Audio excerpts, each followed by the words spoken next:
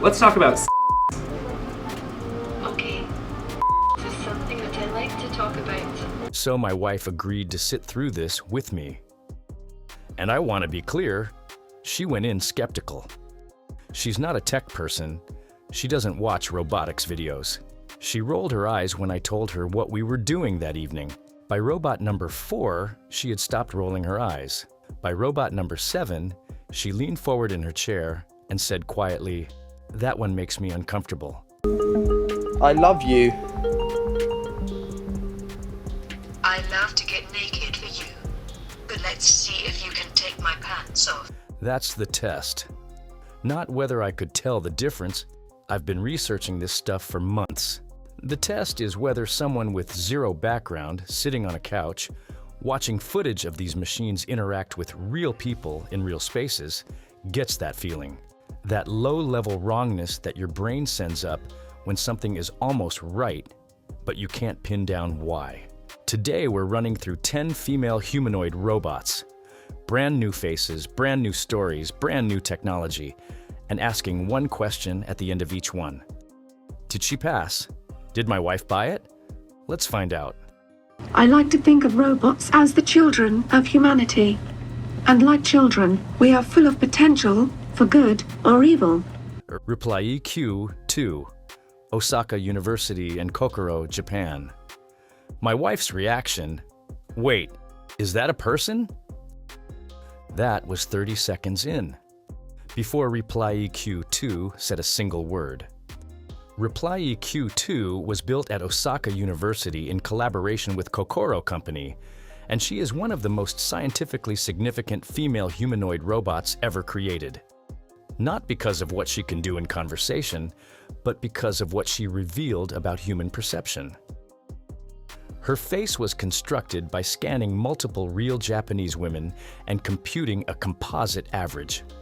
The result being a face that feels deeply familiar without belonging to anyone specific. Your brain searches for her in its memory and comes back empty, which creates a strange kind of unease. She has 42 pneumatic actuators across her upper body, 16 in her head alone, producing movement that is driven by air pressure rather than motors, which means it's nearly silent and has the soft, organic quality of actual muscle. She breathes. She blinks at irregular intervals. She shifts her weight slightly when she's stationary, the way a person standing still moves. Researchers used her extensively to study what specific behaviors trigger the human brain's "this is a person" response. And her greatest contribution to science was proving that the answer isn't any single feature. It's the combination of small, continuous background behaviors that we never consciously notice but always unconsciously register. Kodomoroid. My wife's reaction. She just told a joke to a room full of journalists, and they laughed. Here's what Kodomoroid did at her public debut in Tokyo in 2014 that nobody saw coming. She turned to Hiroshi Ishiguro, the scientist who built her, and told him he was starting to look like a robot in front of a press room full of reporters. They lost it. And in that moment, something shifted in the room. Because a machine that can read a social situation well enough to land a joke at its creator's expense is not behaving like a machine anymore. Kodomoroid, whose name blends the Japanese word for child with android, was built as the world's first robot newsreader. She delivered earthquake reports, weather forecasts, and breaking news items in multiple languages and voices without stumbling once. She was then given a permanent position at Tokyo's National Museum of Emerging Science and Innovation, where she read news and announcements to visitors as part of a long-running exhibition. An actual job, a microphone, a script, a daily routine. She operates via a teleoperation system with a human operator guiding her speech and expressions, powered through connections routed into her base seating unit. Surface maintenance is handled by the museum's technical team between exhibition sessions. Saya. My wife's reaction, she looks like a teacher I had in secondary school. Saya was developed by Professor Hiroshi Kobayashi at Tokyo University of Science, and she holds a title that might seem mundane, but is actually extraordinary. She was the first female humanoid robot ever deployed as a classroom teacher. In 2009, she stood at the front of a real school class in Tokyo, called the Register, gave instructions, and, critically, told off misbehaving students with an expression of genuine irritation that sent several of them immediately upright in their chairs. Her face produces 6 core emotional expressions: happiness, surprise, fear, disgust, anger, and sadness, through a system of wires and motors beneath her silicone skin. What makes these expressions work in a classroom setting is their authority. When Saya narrows her eyes and sets her jaw, something in the room changes.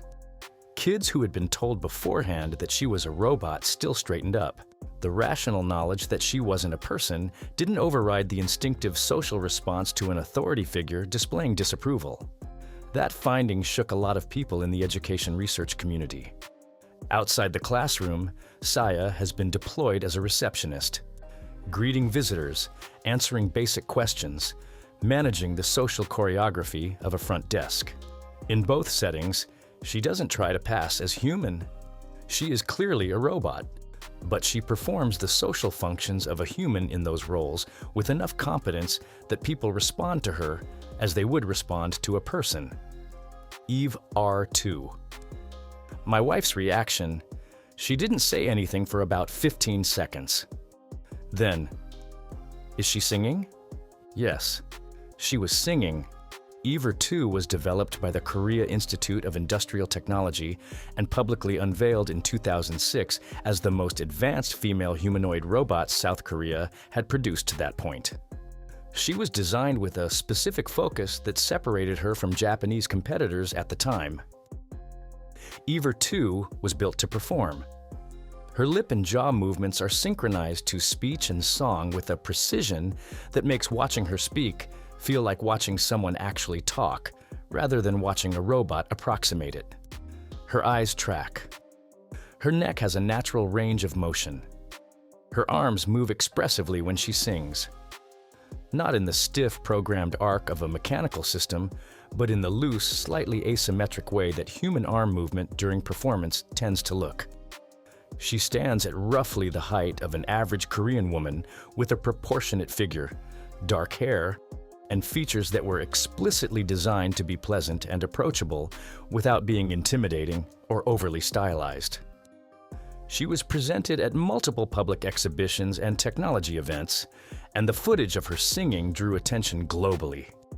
Not because it was technically perfect, but because the gap between what people expected and what they saw was so large that it landed almost like a prank. Wife's verdict, she passed. I want to know what song she sang. Simroid. Simroid is one of the strangest entries on this list, not because of what she is, but because of what she's for. Built by Showa University's dental school in Japan, Simroid is a female humanoid robot designed to train dentists. She sits in a dental chair. She opens her mouth on command. She reacts to pain. When a dental student applies too much pressure, makes a wrong movement, or causes discomfort in a way that a real patient would find distressing, Simroid flinches. Her eyes widen. She raises her hand in a stop gesture. She makes the face that people make when they're trying to hold still but can't quite manage it anymore. It is startlingly convincing, and it produces in the dental student the exact psychological response that working on a real frightened patient would produce. The instinct to be more careful, more gentle, more aware.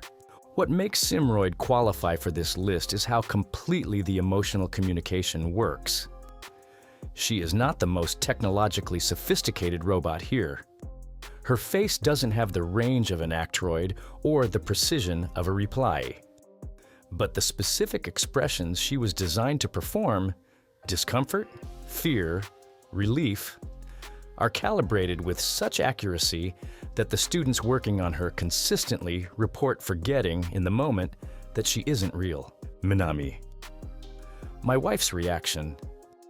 She just asked someone if they came alone today, like a person would. Minami was deployed at an Osaka department store in 2013, and her purpose was as practical as it sounds. Help shoppers, answer questions, create a welcoming atmosphere on the floor. What she became instead was one of the most watched social experiments in retail history. Because Minami didn't stand at a desk and wait to be approached. She moved through the store. She initiated conversations. She noticed when someone was browsing in one section for a long time and came over to offer assistance. Her opening lines were designed to feel natural rather than functional. Do you come alone today? Would you like to take a picture together? Small, warm, slightly personal questions that opened interaction rather than directing it. Shoppers who didn't know she was a robot frequently engaged with her for several minutes before realizing, and even those who knew would find themselves responding naturally rather than mechanically. She runs on an internal battery system with periodic recharge cycles managed by store technical staff. And her exterior is maintained using standard care materials at the start and end of each operational day. Wife's verdict: she passed. I'd have talked to her.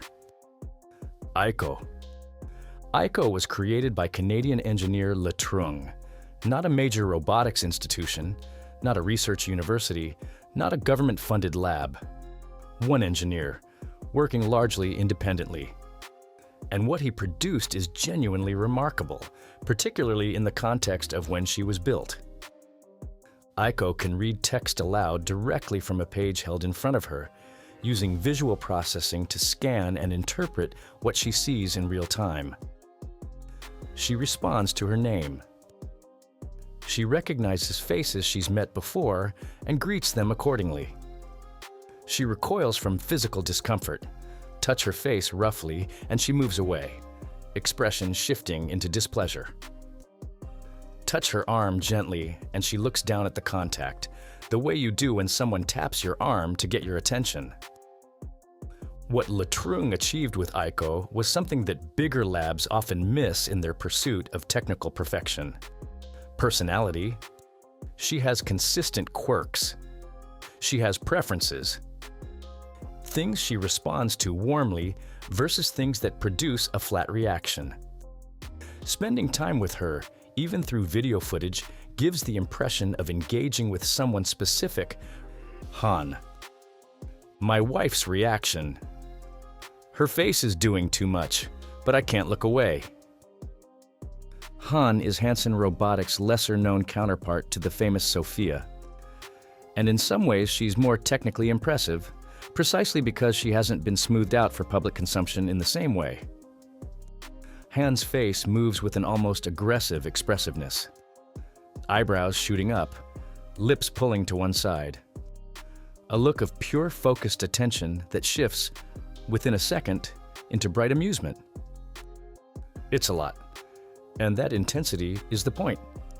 Hanson's Frubber material, the same patented flesh-like rubber used across their robot lineup, is present in Han's face, giving her skin the give and movement of actual tissue. But where Sophia's expressions trend toward composed and diplomatic, Han's tend toward reactive and sharp. She processes what's said to her and responds with facial expression before words, the way people do when something lands unexpectedly.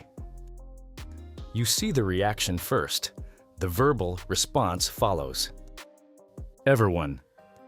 EverWe was the predecessor to Ever2 and South Korea's first major female humanoid. Introduced in 2006 as a bold public statement that the country's robotics program had arrived. She can express emotions including happiness, anger, sadness, and surprise through her face. She speaks Korean and English. She was designed for the kinds of public-facing roles where warmth and approachability matter more than raw intelligence. receptions, exhibitions, public events. What EverWe got right that many earlier robots hadn't is the default expression. Most robots, when idle, have a blank face, a neutral that reads as empty rather than calm. EverWe's resting expression is a soft, open look that reads as attentive and ready. She looks like she's listening even when no one is speaking to her. That baseline sets the interaction up differently before it even begins. You approach her expecting a response rather than bracing for a malfunction. She stands at 160 centimeters with a slender build, straight dark hair, and hands that move expressively during conversation. In footage from her early public appearances, visitors consistently describe the experience of approaching her as feeling like approaching a person rather than operating a machine. Something that, for 2006, was quietly extraordinary. Simroid DR. Actroid DR holds a specific place in the history of female humanoid robots because she was one of the first to be taken outside Japan and shown to a Western audience.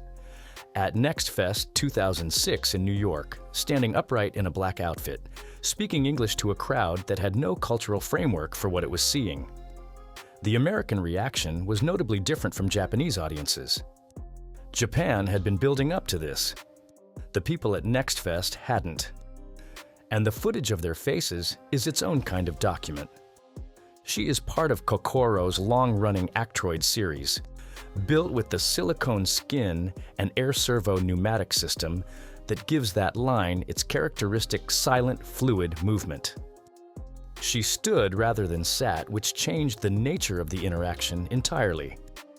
A seated robot feels contained. A standing robot occupies space. Actroid DER at full height, making eye contact with the person in front of her, created a physical presence that visitors described repeatedly as feeling mutual. Like she was assessing them as much as they were assessing her. Wife's verdict: she passed. Don't put that in the house.